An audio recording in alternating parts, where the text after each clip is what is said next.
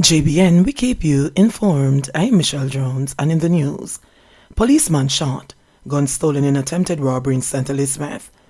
A policeman assigned to the St. Elizabeth Police Division narrowly escaped with his life yesterday evening following a robbery attempt at a supermarket on Main Street in Santa Cruz. According to preliminary reports, the off-duty cop and operators of the supermarket had just closed the doors to the establishment when they were confronted by armed men. The men attempted to grab a bag with an undetermined sum of money. During a scuffle, the policeman was hit in the mouth and then was shot by the robbers.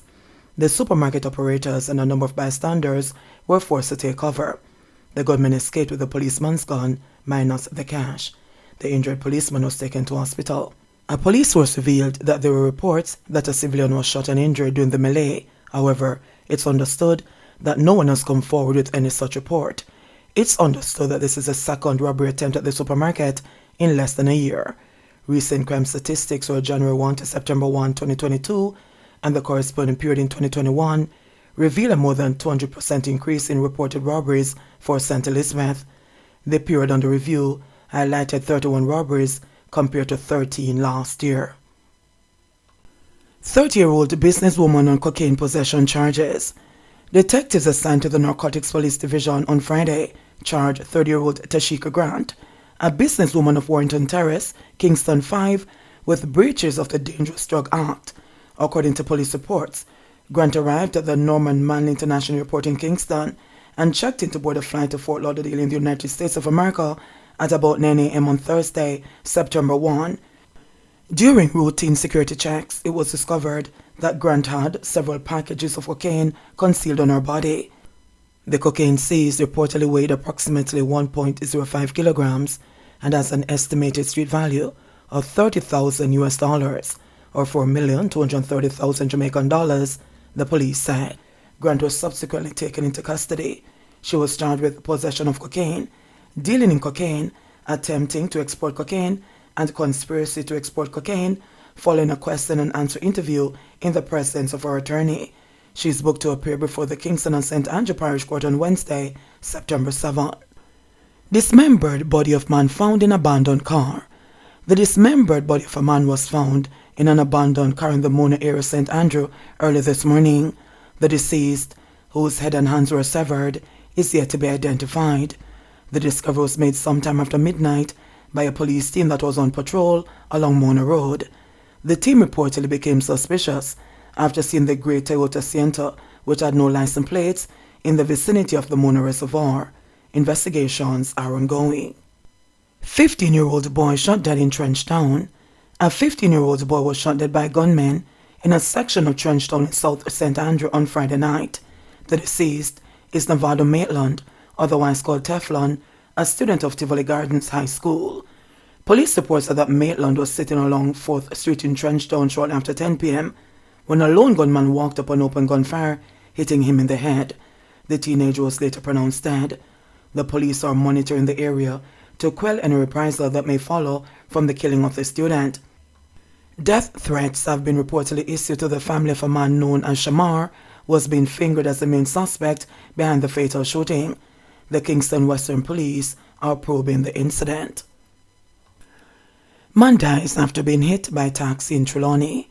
A man died in Trelawney today after being hit by a taxi in the vicinity of the Martha Bray overpass. The deceased has been identified by his alias, Akiman. The incident happened around 11:30 a.m. It is reported that the deceased was walking along Market Street in Falmouth when he was hit by the taxi, which was heading south. The injured man was assisted to hospital by the police. He subsequently succumbed. His death brings to 4 the number of persons who have died in Trelawney road crashes since last Wednesday. Music video director Lumba died suddenly at the University Hospital. The dancehall music fraternity is mourning the sudden death of popular music video director Tevin Taylor, otherwise called Lumba, of Black Road Media Films. Taylor died suddenly on Sunday morning after falling sick only hours before. Right now, this is a big personal tragedy for me. This is one of my favorite cousins. And to know I'm just gone, so it's hard to deal with me. Me not even call me auntie yet, because me don't even know what I'm going to say to her. Dancehall artist Miguel Wealthy, a cousin of the deceased, said. According to reports, Taylor had ordered chicken from a popular jerk chicken vendor in St. Andrew. He reportedly fell sick hours later. He allegedly experienced diarrhea and vomiting and was taken to the Kingston Public Hospital. The doctors made a referral for him to be transferred to the University Hospital of the West Indies. Taylor reportedly suffered cardiac arrest while at the University Hospital and died about 3 o'clock on Sunday morning. Me really cut up, and he shake up a lot of artists because him shot a lot of great videos to them, Miguel Wealthy said. Taylor would have been 29 years old next month. He shot videos for songs such as Freaky Gal, Caution and Bubble for Miguel Wealthy. This is a great loss of the music industry, Miguel Wealthy said. 3 men arrested after gun and ammunition seized on Windward Road. 3 men were arrested on Friday, September 3, in connection with the seizure of a gun and 2 rounds of ammunition by the Kingston Eastern Police. The illegal gun and ammunition were seized during an operation along Windward Road. Reports are that about 9:30 p.m., a team of officers was on patrol when the police observed 3 men standing along the roadway. The men were accosted and searched, and a Smith & Wesson 9mm pistol and a magazine containing 2 9mm cartridges were seized. The men were taken into custody. However, their identities are being withheld pending further investigations. Investigations continue. Missing woman last seen at Coronation Market. 31-year-old Stacey and Grant of Swettenham Road, St. Andrew, has been missing since Wednesday, August 31.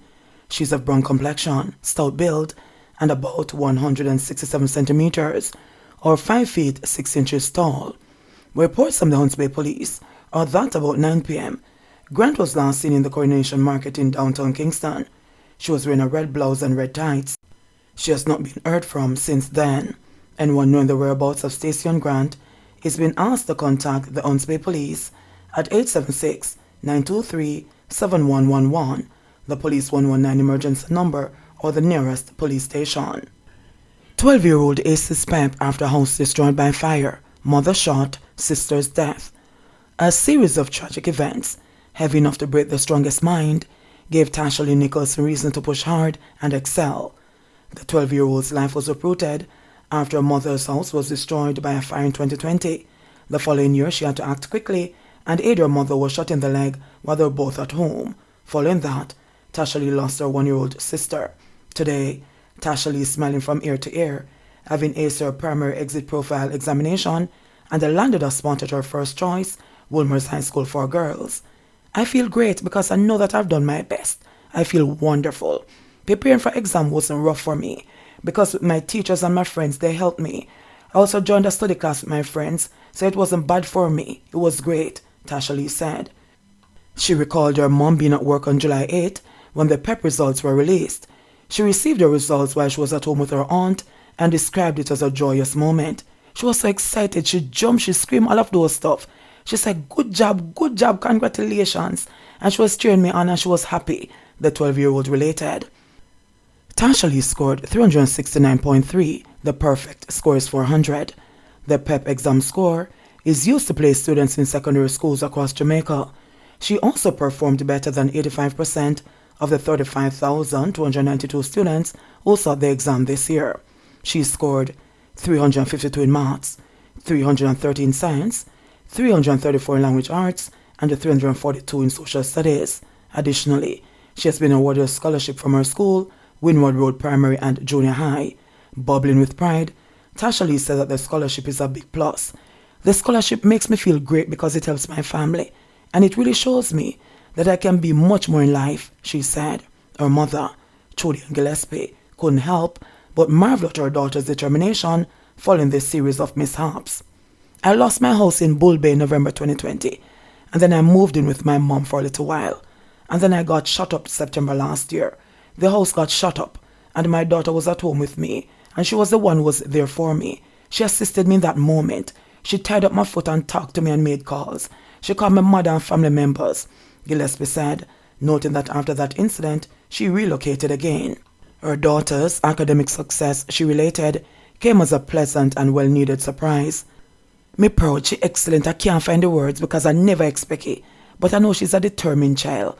Because she got bed late at night and get up early in the morning and do her work. It's God's grace. As a child, she always believed in a God and she always a pray. Me grateful for the scholarship too. She pushed and she still tried despite everything. She never make anything stop her, Gillespie related. Gillespie also pointed to the death of Tashali's 1-year-old disabled sister. Gillespie said she raised the baby girl, who was Tashali's paternal sister, and as such, both girls had a close bond. She said she was worried that the infant's passing would affect Tashali's academic performance. She was disabled and they grew up together. I tried to carry her to counseling, but it never worked out because she's not talking. I don't know if she feels any way or what. I don't know if she feels a way inside because she's not expressing her feelings to anybody. Or when we break down, she doesn't, the mother shared. Police in St. James ready for new school year.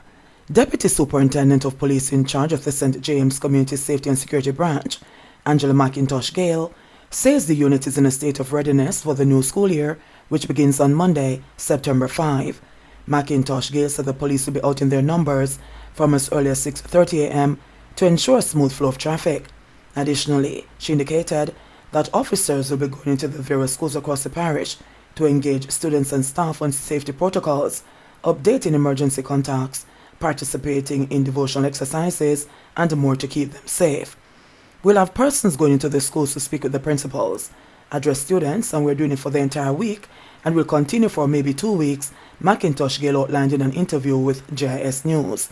We have the school resource officers who will be paying attention as we realize that there's violence in schools at times and children taking weapons to school, and so we want to ensure that we're on top of our game, where we send in our police officers to be impactful in the school and help the children to understand, she added. McIntosh Gale further stated that re-establishing and revamping police youth clubs in schools is among the primary focus of the St. James Community Safety and Security Branch in the new school year. She said police youth clubs will be imperative as they will give youngsters a chance to communicate and interact with police officers, thus improving good police-community relations. It will let them see the police as their friends and not their enemies. So with more interaction in their clubs and all that, I think we'll reach more children and find out what is happening, said McIntosh Gale.